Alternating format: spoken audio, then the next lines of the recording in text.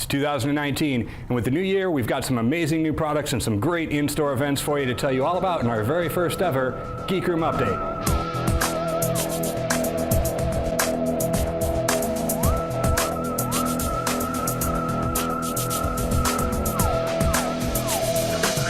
Hello everyone, I'm Jason, and I'm the owner here at the Geek Room Hobbies and Games. I'd like to thank you for joining us.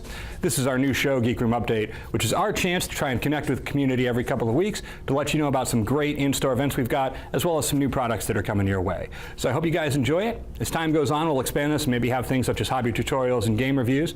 But for now, let's get things started. So 2018 saw the release of a lot of great games, some great miniatures, and some awesome accessories for you. And 2019 is already off to a great start, and we're only halfway through January.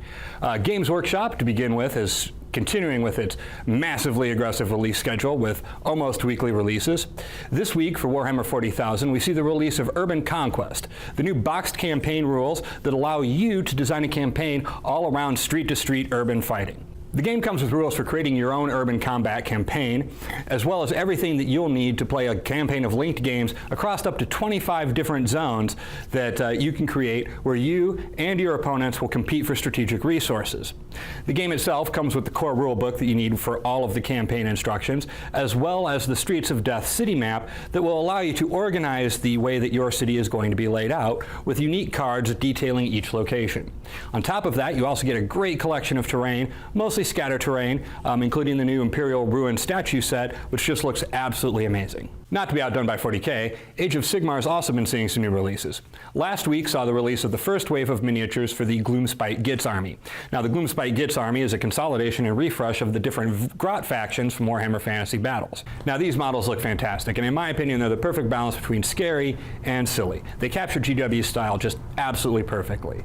Last week's releases saw not only the Squig Herd and Squig Hoppers, but also Skagrot the Loon King and the new Badaloon Shrine, which is just an amazing looking piece of terrain that you have to check out. This week's release saw even more Squigs, as well as the Loon Boss Blister Pack, and not one but two different sets of Troggoths. Speaking of Troggoths, next week we have the release of two new warbands for Warhammer Underworlds, one of which is a Troggoth warband. Mollog's Mob, the new Troggoth warband, is again, absolutely amazing looking. It's like GW miniatures on acid. You get their leader, Mollog, who is a giant mushroom-covered Troggoth, as well as a killer stalagmite, a killer mushroom, and the awesomely named Bat Squid. The other new warband that comes out next week is a Chaos Barbarian warband called Godsworn's Hunt, led by Phaedra Skullscryer. With the addition of these two new warbands, the total number of warbands for Warhammer Underworlds is now up to 14 between the original Shadespire releases and the new Night Vault releases. Speaking of which, we will have more information about organized play for Warhammer Underworlds coming up just a little bit later. Moving on from war games to role-playing games, this week saw the release of a new role-playing game for use with the Savage Worlds rules. The release was the Flash Gordon. That was weird. Are we going to do this every time I say his name? In this game, you'll take on the role as a Freeman Rebel, freedom fighters who have banded together behind Dale Arden, Dr. Hans Zarkov, and of course, Flash Gordon, to help liberate the Kingdom of Mongo from Ming the Merciless. The Kingdom of Mongo sourcebook also contains extra information about the 9 realms of Mongo, including Arborea, Phrygia, and the Hawkman Sky City. There's also a collector's edition that includes not only the Kingdom of Mongo sourcebook and the core rulebook for Flash Gordon, but also has other goodies like maps and propaganda posters. It's great if you're a fan of the series, so come on down, check it out, and maybe you can join the fight. For board games, this Thursday saw the release of Star Trek Catan. This is almost a direct adaptation of the very popular Catan game, but themed for Star Trek the original series.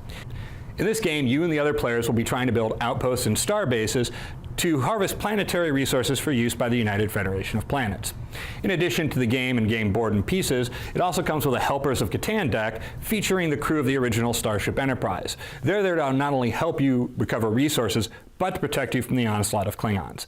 If you're a fan of Star Trek or of Catan, this is something you might want to come down and check out. Now, probably the biggest new game release that we have in the near future is coming up next Friday, and that is the release of Magic the Gathering Ravnica Allegiance.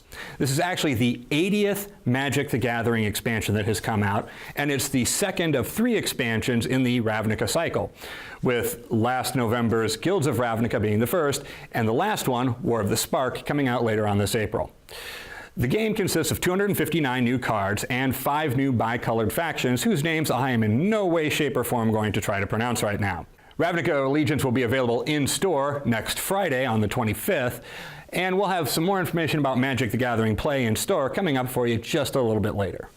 Now, of course, like any other good game store, we're not only a place to buy games, but we're a place you can come and play them as well. And we've got some great in-store events for you that we wanted to let you know about. Wednesday night was the very first session of our D&D Adventurers League campaign. Now, D&D Adventurers League is actually organized play through Wizards of the Coast as part of their Wizards Play Network. The characters started off at first level, and they're still there, so if you would like to join, it's not too late. We do still have some seats available. The game's open to anyone ages 16 and up, and it meets every Wednesday from 6 p.m. to 9 p.m. If you'd like more information, you can either check our website or come into the store and talk to one of us behind the counter. Now, in addition to our current Wednesday night game, we are looking at adding 2 more Adventurers League games in the near future, probably by the end of February.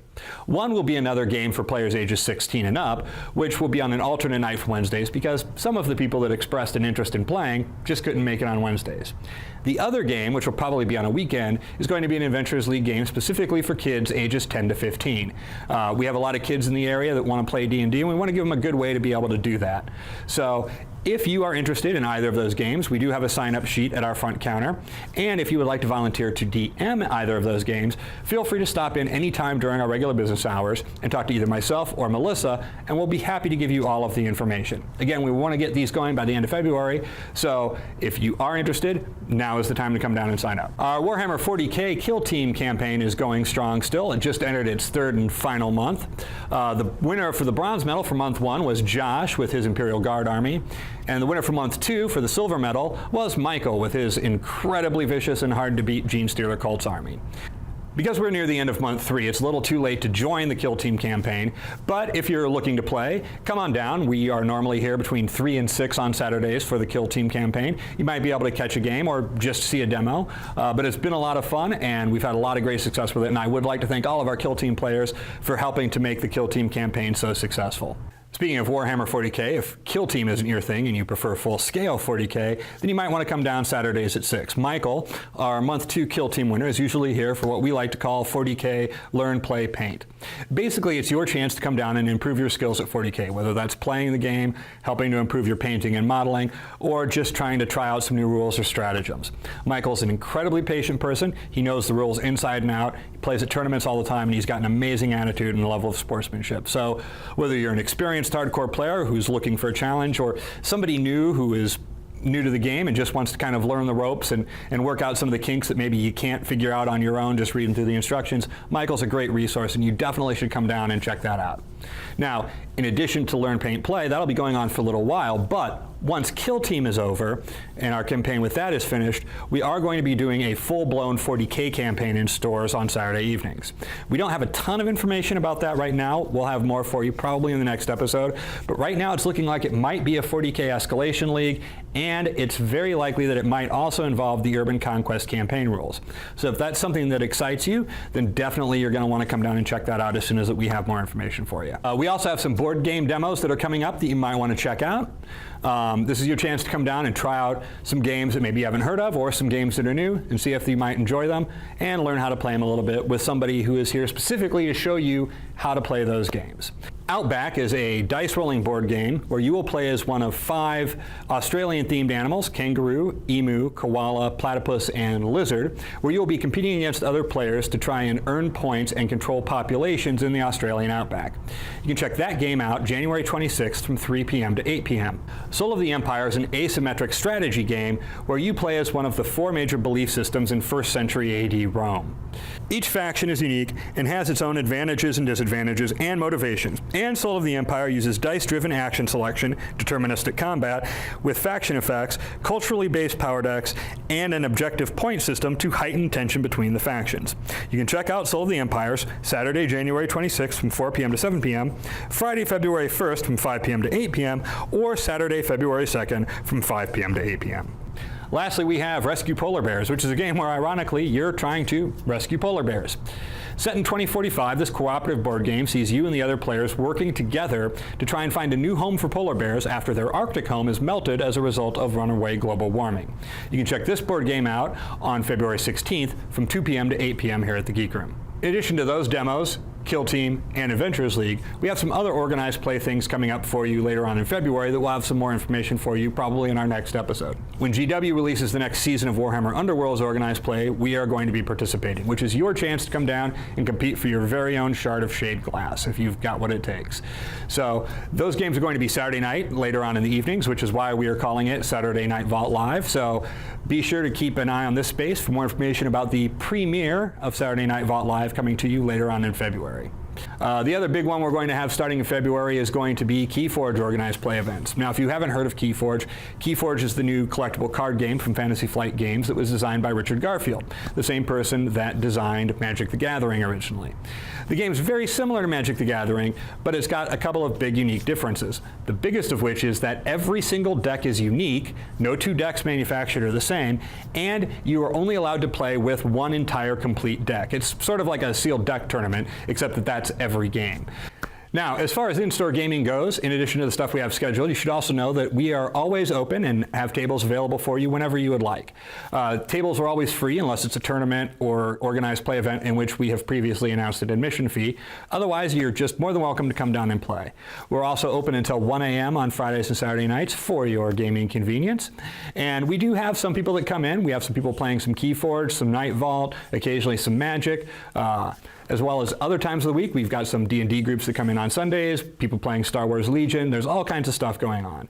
One of the great ways to find out and to keep up to date with what's going on is to download the GameFor app. Now, GameFor is a mobile app for both Android and iOS that lets you match up with other tabletop gamers, war gamers, board gamers, whatever. You can fill out a profile, you can post that you're looking for players of specific games. You can also see a list of all of our events that are going on in store. We always put them in GameFor. GameFor is a great app. It's global. You actually can use it wherever you travel. It currently has, I believe, 6,700 different stores in it and 27,000 different users globally. And they are about ready to also add a convention list, so you can see if there's any conventions in the area while you're traveling. We're not even the only store in Omaha who has started using it. There are other stores in town who've started using it too. I think it's a great way to build the community. It's a great way to find out what's going on and to meet up with other gamers, especially if you happen to be a fan of a game that doesn't get played in stores a lot. You should definitely check it out. It's available for both Android and iOS devices. You can find it in the App Store for both, or you can go to the link in the description to iamgamefor.com and download it directly from there. I really highly recommend that you check it out. Now, with all of the talk about new games and our in-store events, one of the things you've probably noticed that's been conspicuously absent is Magic the Gathering. And that's true, and there's a reason for that. It's not that we don't want to do Magic the Gathering, we absolutely do. Magic the Gathering is a huge game and lots of people love it, and it's certainly something we want to be able to provide to folks. The problem is that in order to do things like the pre-release weekends that happened this weekend at some stores, or Friday Night Magic, you have to be a certain level with Wizards of the Coast and their Wizards Play Network before they'll allow you to actually be able to host those kinds of events. Now, this is something, as I said, we want to do, but it's taking a little bit of time. But if you would like to help, there is a way you can do that, and it is simply to come down here and play Magic at your leisure. It doesn't have to be during any particular time, it doesn't have to be for any particular reason. So if you just want to play with a couple of friends to try and hone your skills for an upcoming tournament, maybe you have a coworker who's always been kind of interested in Magic but hasn't really known how to start, or who has been intimidated by going to a big Friday Night Magic, this would be a great opportunity to come in, take some time, and show them how to play. All you have to do is just let us know you're here to play Magic, give us your DCI numbers, and the more people that come and do that, and the faster people do that, the quicker we will be able to add Friday Night Magic, tournaments, and most importantly, all of the pre-release stuff that comes with War of the Spark next April. So I hope to see you guys here. We would certainly love to see the Magic community here in West Omaha get a little bit bigger. Lastly, before we go, there's a couple of YouTube channels I think you guys might want to check out. There's certainly two of my favorite channels, and they've been a big inspiration on the Geek Room update here, not the least of which because they're both hosted by middle-aged, bearded nerds like myself.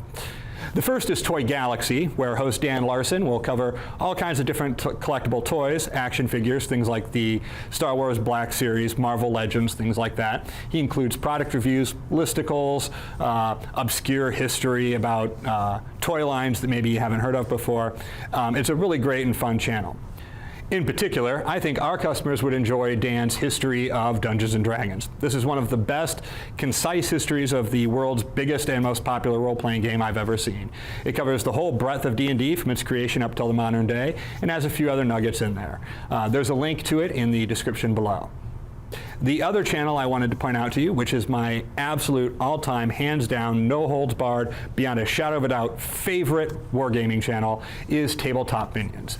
This channel is an absolute fantastic resource for any gamer, but especially wargamers, and even more especially newer wargamers. The host, Uncle Adam, tends to target most of his advice towards newer gamers and newer hobbyists. But more than that, his attitude and his outlook on gaming, I think, is just spot on. They're views that I share, and that they really reflect the type of community and sense of play and sense of fun that we want to establish here in the Geek Room. So I highly recommend that you check out Tabletop Minions. There's a link in the description below to Tabletop Minions' most recent episode. This one covers why are there so many miniatures in board games nowadays. Actually, a rather ironic choice of videos when you consider that I'm standing in front of a bunch of board games that have miniatures in it. If you look behind me, you'll see Arcadia Quest, Highlander, Zombicide. Those are all the types of games that he's talking about in this video. So you should definitely check it out. I absolutely love Uncle Adam. I absolutely love Tabletop Minions. It's by far my favorite gaming channel. You really should take the time to watch it. Well, that's just about it for the Geek Room update. I hope you guys have enjoyed it. I know it was a lot of information. Things will get a little bit smoother as time goes on, but I hope you guys found it valuable. If you did, please feel free to like and subscribe. You can also follow us on Instagram, Twitter, and Facebook. The handle is @GeekRoomGames, or you can go to our website, www.geekroomgames.com. Again, my name is Jason, the owner of the Geek Room Hobbies and Games. Thank you for taking the time to watch, and happy gaming, everybody.